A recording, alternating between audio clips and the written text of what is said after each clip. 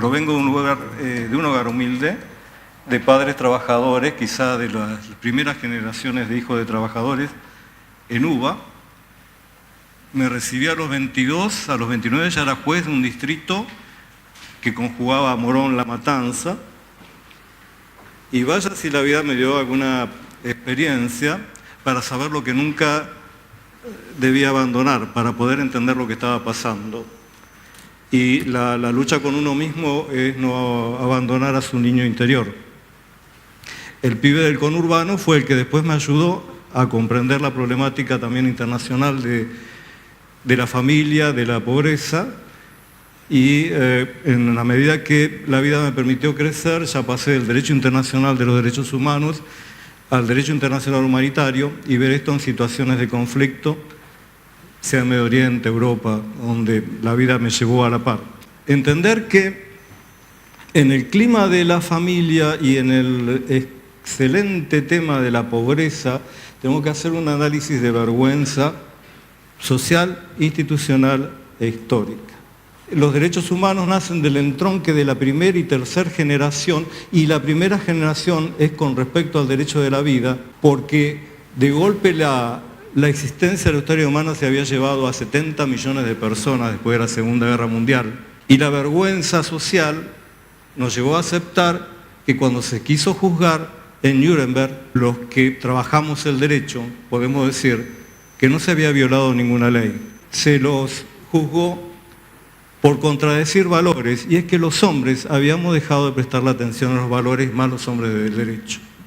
En esa construcción internacional empujamos el derecho a la vida, el derecho a la libertad, el derecho al honor, el derecho a la igualdad, primera generación, y ya cuando esto se va haciendo como un crucigrama internacional desde las Naciones Unidas mismas, los derechos de segunda generación, los económicos, sociales y culturales que tienen mucho que ver con esto, desarrollaron no solamente esa segunda generación, sino que empezaron a pensar en estándares. El primero, el de solidaridad, necesito que otro tenga estos derechos.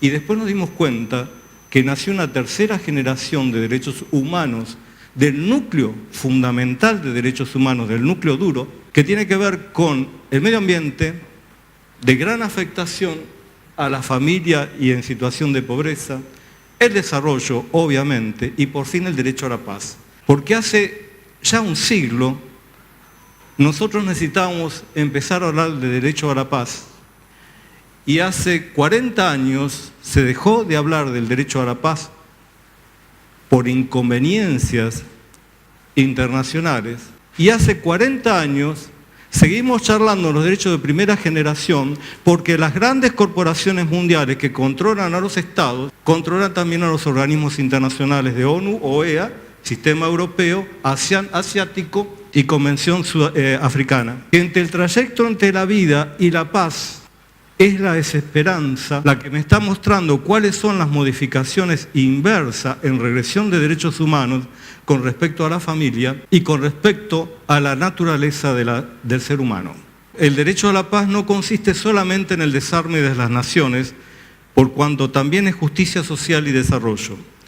Es contemporáneamente limado, agrietado y empobrecido como producto del individualismo, del menosprecio de ideologías que militan para disminuir el derecho a la vida, de los juegos de poder mundiales, dependientes de corporaciones económicas que también controlan estados.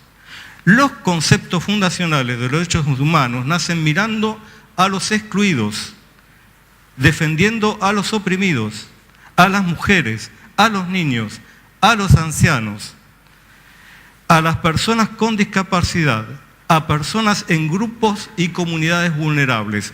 Los derechos humanos, en definitiva, entre la relación, la vida y la paz, termino diciendo, no enfrentan a vulnerables y excluidos entre sí.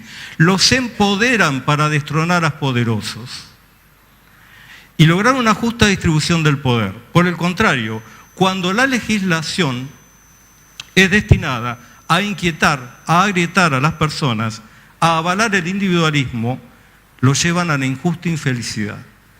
Esto tiene que ver con interpretar algo que la doctora Lafourcade había adelantado, los que trabajamos en derecho sabemos que hay un entronque internacional del cual no podemos escapar. Una lex universalis, reglas, principios, estándares. A partir de allí, en esa asociación voluntaria de Estados, se crean Naciones Unidas. Se crean órganos permanentes de protección, comisiones, comités y por supuesto el aparato de juzgamiento, que son las Cortes Internacionales.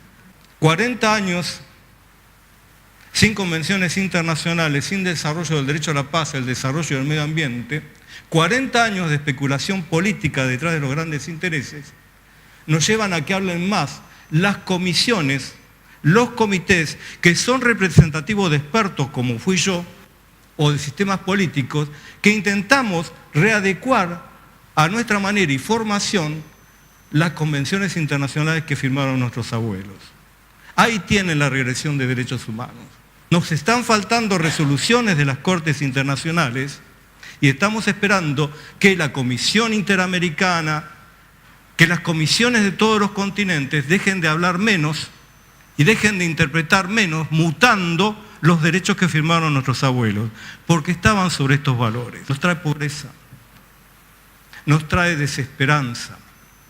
¿Por qué? Porque la familia es uno de los principales grupos vulnerados, porque al atacarse la injusta distribución de la riqueza de una manera de invisibilización, también la pobreza va trayendo esto que es la caída de un orden público internacional que nos costó mucho trabajar a lo largo de la historia de la humanidad, que desarrolla estos derechos, pero que a la par me está hablando del derecho a la plenitud, a la fraternidad, a la solidaridad, todas cuestiones hoy debidamente llevadas a la duda por nuestros organismos internacionales y aquellos que nos representan allí.